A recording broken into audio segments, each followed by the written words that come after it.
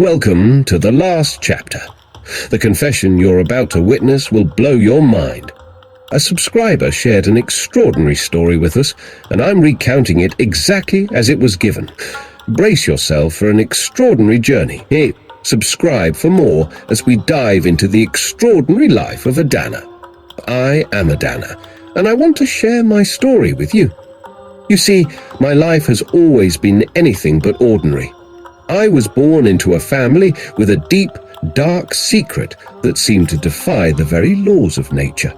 It was a legacy of witchcraft that had been passed down through generations. As a child, I would watch in awe as my mother performed rituals under the moonlight, whispering ancient incantations that held an eerie power. I never truly understood the extent of our family's involvement in witchcraft until I grew older. One fateful day, as I was wandering through our small African village, I stumbled upon a makeshift church on the outskirts. There, a charismatic pastor spoke passionately about salvation, forgiveness, and the boundless power of God's love. I felt a glimmer of hope as I listened, believing that maybe, just maybe, I could escape the dark legacy that had haunted my family for so long. After the service, I approached the pastor, sharing the depths of my involvement in witchcraft and my desire for redemption. His eyes seemed to hold a hidden agenda as he invited me to his home, pretending to offer guidance and help. So, on the day he asked me to visit, I went there. It was just him and his wife in their office, while I sat on the other side of the desk. I began pouring my heart out, admitting that I had once dabbled in witchcraft but wanted to turn my life around. This is where my encounter with fake pastor took a troubling turn. After hearing my confession, he asked if it was possible to obtain supernatural powers and continue as a pastor. I told him that it's possible if you pray sincerely and ready to sacrifice anything dear to your heart. However, when I left his office, they kept pestering me, demanding these powers to grow their church. This was not what I was seeking. I wanted redemption. Word quickly spread through the village about my newfound faith and my shocking confession. My friends, who were also entangled in the world of witchcraft, confronted me.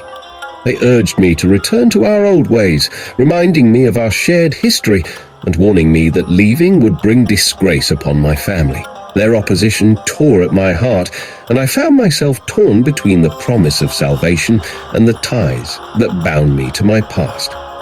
I can't remember when I first started practicing witchcraft, but I believe it began when I was a young girl, initiated by my late mother. I've even committed unspeakable acts. The coven we're a part of operates like a sinister calendar, where each member takes turns providing meat. We do human sacrifices in our rituals, and the excess meat from sacrifices goes to the animals. While I consume the meat as part of the ritual, I don't really enjoy it. One moonlit night, deep in the forest beneath the canopy of an ancient tree, the coven gathered. My friends, fellow witches, insisted that I must fulfill my duty by sacrificing my daughter-in-law, who carried an innocent soul within her. The weight of their expectations pressed upon me, but I resisted, knowing the darkness that awaited me if I followed their path. The tension in the forest grew as the coven clung to their sinister plan.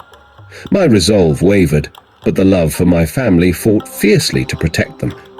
The nights became torment as I wrestled with my decision.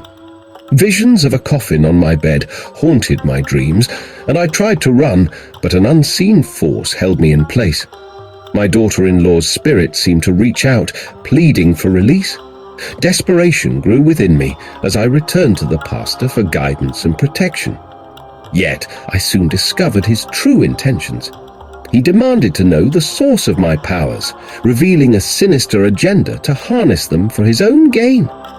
The hope I had placed in him shattered like fragile glass. In my desperation, I revealed the darkest secrets of my past, the eerie rituals, the raising of the dead, and the gruesome sacrifices that had plagued my life.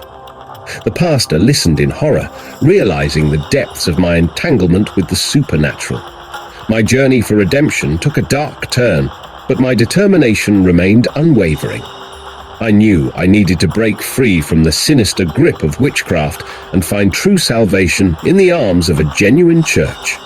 As I conclude my story, tears well in my eyes. I still face relentless visions and haunting nightmares, trapped in a cycle of darkness. I need deliverance from the true Church of God.